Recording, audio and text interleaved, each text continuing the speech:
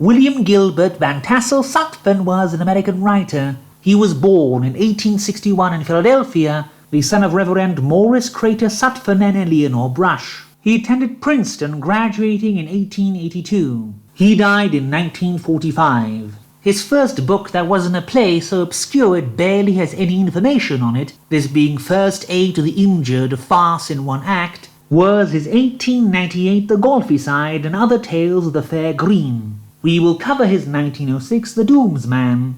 It is the year 2015, or 90 years after the Terror, when civilization was destroyed when governments decided to meet general dissatisfaction by blowing everything up with missiles. A man named Dom Gillian leads a band of criminals to seize control of New York City, and the criminals become the overlord feudal caste, which rules over the country with fear and terror. They are called the Doomsmen after renaming New York to the City of Doom.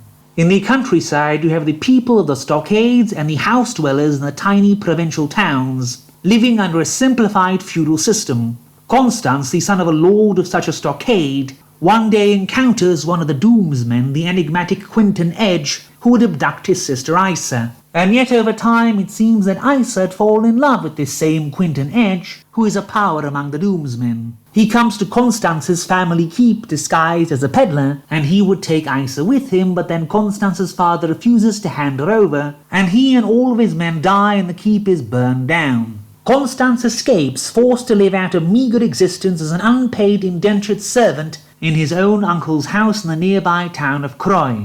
After some time he makes an expedition to Doom, and while perusing the dilapidated library in the ruined city he is sold out and held captive thanks to Esme, a slip of a girl who sells him out to her friend Ulik for a bracelet. But Quentin Edge claims Constance as his slave and Ulik helps Constance escape. Years pass and Constance decides to go to Doom again. There he finds and befriends Ulik again, before getting forced to join the priestly service of a deified dynamo that is being served by a crazy priest named Prosper, who laments the lack of people being fried to a crisp on the electric chair as a sacrifice to his god. Esme is still in the city, and is to be used as a bargaining chip between Ulik and her cousin Boris the Butcher, who never really shows up, in Quentin Edge's plot to take control of Doom, from the 90-year-old giant Dom Gilliam, who is still alive but virtually useless at governing. Constance wants to save her, but he is ratted out by her sister, and then Esme thinks he is dead while falling in love with him despite their past. Constance escapes and leads an army of stockaders to besiege Doom with a cache of rifles, having to contend with the senile giant Dom Gilliam, Quentin Edge, and the priest Prosper,